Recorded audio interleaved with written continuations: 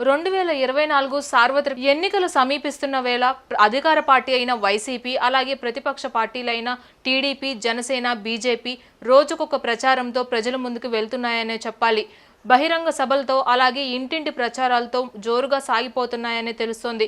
అయితే కూటమిగా ఏర్పడినప్పటి నుంచి అటు టీడీపీ అలాగే ఇటు జనసేన పార్టీ నేతల నుంచి కొంతవరకు అసహనం అయితే వస్తుందనే చెప్పాలి.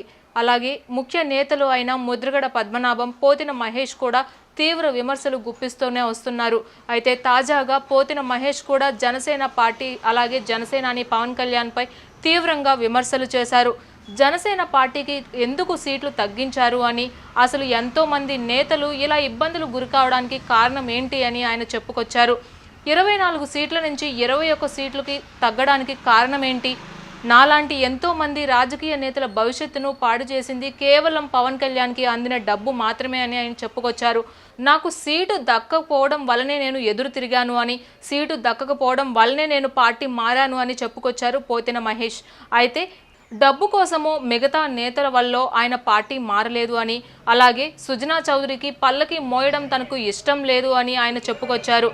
పవన్ కళ్యాణ్కి అందిన డబ్బు వల్లే ఎంతో మంది రాజకీయ భవిష్యత్ నాశనం అయిపోయింది అని, అలాగే కార్యకర్తలు అలాగే ఇప్పటి వరకు పార్టీలో కొనసాగిన నేతలు కూడా తీవ్ర అసంతృప్తికి గురయ్యారని కూడా ఆయన చెప్పుకొచ్చారు.